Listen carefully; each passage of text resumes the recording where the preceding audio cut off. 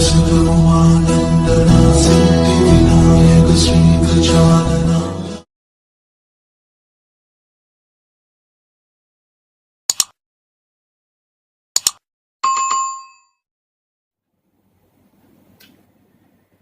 जय हिंद, जय भारत दोस्तों, नमस्कार। स्वागत है आप सबका एक बार फिर से आपके अपने चैनल स्काई स्पीक्स पर। तो सबसे पहले दोस्तों, आगामी 4 नवंबर को सबसे पावन पर्व, सबसे पावन त्योहार दीपावली का आने वाला है और इसके लिए आप सभी मित्रों को, आप सभी भाई बंधुओं को दीपावली की बहुत बहुत ढेर सारी शुभकामनाएं। ईश्वर करे आप सदैव दिन दूनी रात चौगनी तरक्की करें। सदैव आपके घर परिवार आंगन में खुशियां हंसती खेलती किलकारियां मारती रहे। तो मेरी ईश्वर से, प्रभु से यही प्रार्थना है कि आप सभी स्वस्थ रहें, मस्त रहें, तंदुरुस्त रहें और हंसते खेलते रहें। इसके अलावा दोस्तों, यदि आप मुझसे किसी भी प्रकार का निजी ज्योतिषीय परामर्श लेना चाहते हैं, स्क्रीन पर मेरा व्हाट्सएप नंबर दिया है। आपसे निवेदन है, इस व्हाट्सएप नंबर पर कंसल्टेशन टाइप करके हमें लिख करके भेज दीजिए। आपको आगे की पूर्ण जानकारी भेज दी जाएगी। तो यदि आप चाहें तो अपना अपॉइंटमेंट बुक करवा सकते हैं, शुल्क लागू रहेंगे। आज हम बात करेंगे सूर्य के बारे में। कल 17 अक्टूबर का दिन सूर्य संक्रांति, यानी कि कल दोपहर 1:12 पर 17 अक्टूबर के दिन सूर्य देव अपनी नीच राशि तुला राशि में प्रवेश कर जाएंगे और 16 नवंबर तक सूर्य जो है अपनी नीच राशि में ही संचार करेंगे। कोई भी ग्रह जब नीच राशि में जाता है तो जाहिर सी बात है कि वो अपना नीच फल प्रदान करता है। लेकिन ज्योतिष का एक अन्य नियम यह भी है कि जब उसका डिस्पोजिटर शुभ हो जाए या उच्च हो जाए तो ऐसे में उसका नीच भंग हो जाता है। लेकिन इसके विपरीत यदि नीच राशि में बैठे हुए ग्रह का डिस्पोजिटर भी स्वयं नीच हो जाए और उसके ऊपर शत्रु ग्रहों की दृष्टि हो तो ऐसे में नीच फल अवश्य मिलेगा। ऐसे में उसका अशुभ फल अवश्य मिलेगा। ऐसा नहीं है कि जीवन के हर क्षेत्र में ही आपको अशुभ फल प्राप्त होंगे, लेकिन जीवन के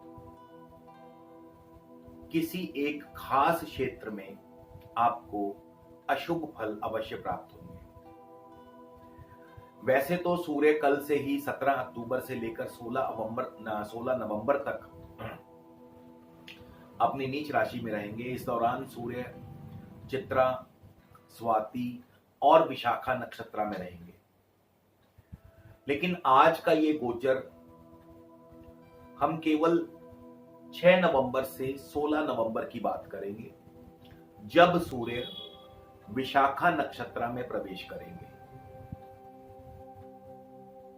क्योंकि 6 नवंबर को सूर्य जब विशाखा नक्षत्र में प्रवेश करेंगे तो न सिर्फ सूर्य नीच है, बल्कि सूर्य का डिस्पोजिटर यानी कि सूर्य का नक्षत्र स्वामी भी अपनी नीच अवस्था में है। तो यहां पे सूर्य डबल नीच परिणाम देंगे, लेकिन केवल 10 दिनों के लिए। केवल 10 दिनों के लिए यह गोचर कुछ एक राशियों पर, कुछ एक लगन के जातकों पर ज्यादा भारी हो सकता है। लेकिन आगे बढ़ने से पहले एक चीज और बता दूं कि ये फल उनको ज्यादा प्रतीत होगा, उनको ज्यादा मिलेगा जिनको भी इस समय सूर्य अथवा गुरु की दशा चल रही होगी, यानी 6 नवंबर से 16 नवंबर तक जिनको भी सूर्य या गुरु की दशा अंतरदशा चल रही है, या जिनकी अपनी जन्म पत्रिका में सूर्य और गुरु अशुभ है। यदि आपकी अपनी जन्म पत्रिका में सूर्य शुभ है, गुरु भी शुभ है, शुभ स्थान में है, बली है, तो फिर आपको इस गोचर का उतना बुरा फल प्राप्त नहीं होगा।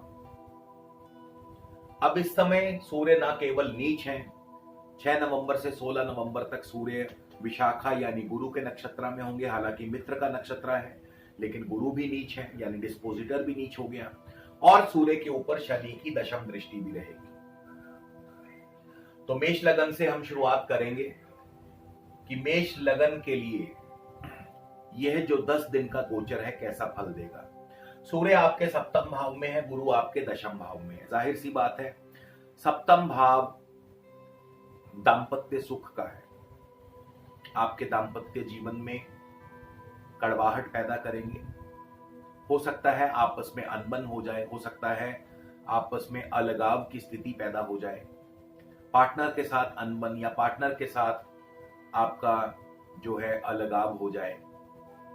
और बृहस्पति दशम भाव में बैठे हैं, तो जाहिर है आपके कारोबार, आपकी प्रमोशन, आपकी नौकरी, आपकी तरक्की में ये 10 दिन भारी रहेंगे, नुकसानदायक रहेंगे, क्योंकि मेष लगन वालों के लिए ये 10 दिनों में सप्तम और दशम भाव जो हैं विशेष रूप से एक्टिव रहेंगे।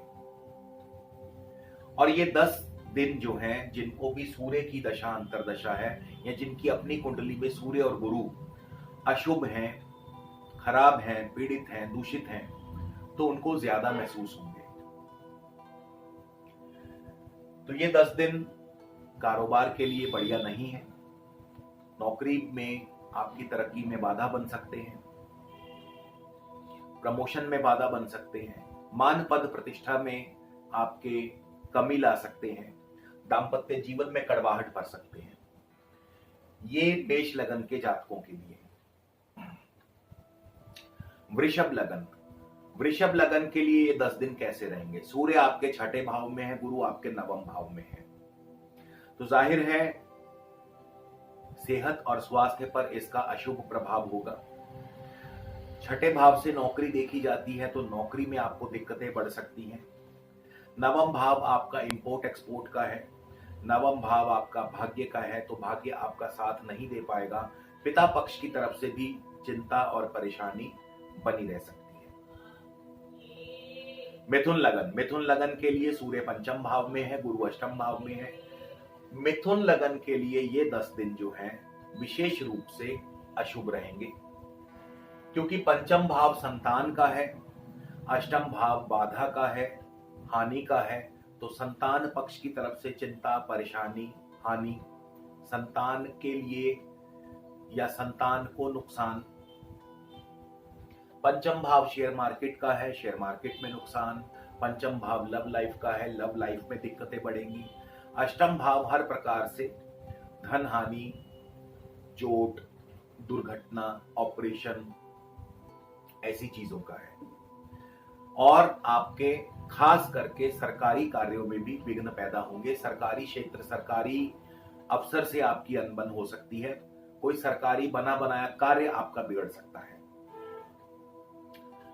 कर्क लगन, कर्क लगन के लिए सूर्य 4थे भाव में बैठे हैं और गुरु जो है आपके 7वें भाव में बैठे हैं, तो जाहिर सी बात है कि आपके जमीन जायदाद संबंधी कार्यों में विघ्न पैदा होंगे, रुकावट पैदा होगी, आपके दांपत्य जीवन में कड़वाहट पैदा होगी, आपके पढ़ाई में आपका मन नहीं लगेगा, कारोबार आपका धीमा रहेगा।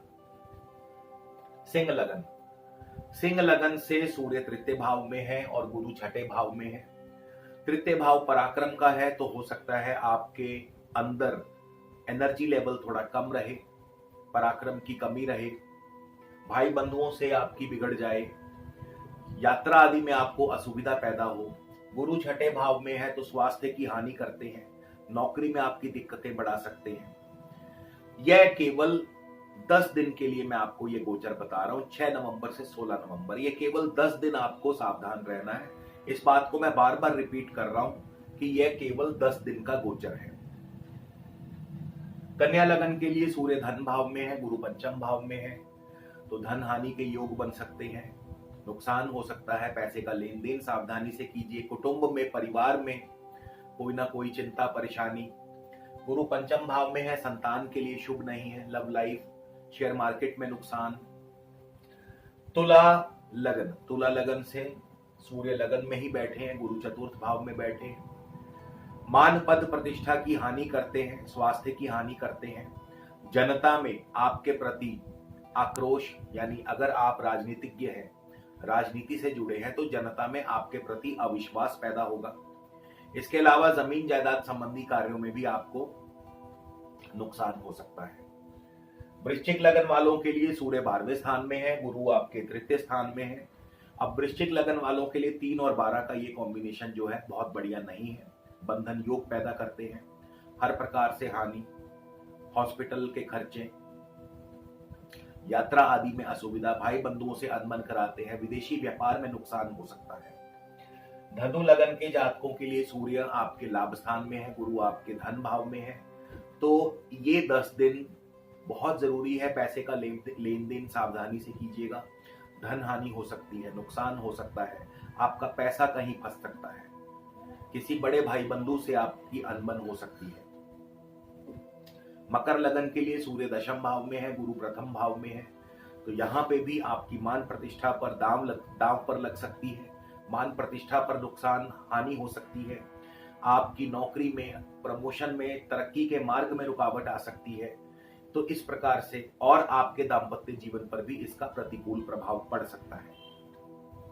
कुंभ लगन की बात करें, सूर्य नवम भाव में है, गुरु आपके 12वें स्थान में है।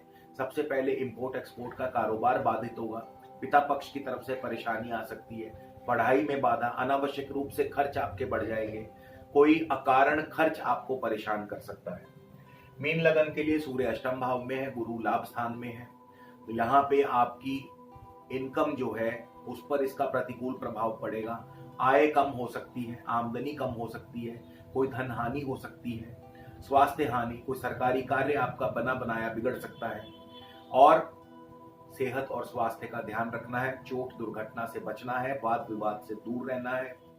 तो ऐसी स्थितियां सभी 12 लग्नों के लिए पैदा हो सकती हैं। मैं बार बार रिपीट करूंगा, यह गोचर केवल 10 दिन के लिए है, 6 नवंबर से 16 नवंबर, और यह गोचर उनको और भी ज्यादा अशुभ फल दे सकता है जिनकी अपनी जन्म पत्रिका में सूर्य और गुरु दोनों की स्थिति खराब है, अशुभ है, पीड़ित है। तो ये जो कुछ बेसिक नियम है, इनको जरूर ध्यान में रखा करें। ऐसा नहीं है कि अंधाधुंध सभी लगन राशियों पर इसका अशुभ प्रभाव होगा, ऐसा बिल्कुल नहीं है। जिनकी अपनी कुंडली में सूर्य बृहस्पति कमजोर है, उनको ही अशुभ फल प्राप्त होंगे। अब बात आती है कि उपाय क्या किया जाए। ऐसा कौन सा उपाय किया जाए जिससे आपको शुभ फलों की प्राप्ति हो, अशुभ फल कम हो। तो इसके लिए बहुत सरल सा उपाय देने जा रहा हूं। ये 10-11 दिन, कम से कम 11 दिन, 6 नवंबर से शुरू करके और 16 बल्कि 17 नवंबर तक आप, यानी कुल मिला के 11 दिन पीपल के वृक्ष को जल दें। जी हाँ दोस्तों, बिल्कुल सही सुना। और जो भी पीपल का वृक्ष किसी मंदिर के प्रांगण में लगा है तो ये और भी अच्छी बात है। तो पीपल के वृक्ष को जल दें 11 दिन, और हो सके तो सूर्य भगवान को, भगवान श्री सूर्य नारायण को अर्घ दें, तो आपको निश्चित तौर पर इन दुष्प्रभावों से कोई अहित नहीं होगा, यानी कोई नुकसान नहीं होगा। तो इसी के साथ दोस्तों आपसे विदा लेता हूं, अगले वीडियो में फिर मुलाकात होगी। तब तक के लिए नमस्कार, जय हिंद, जय भारत।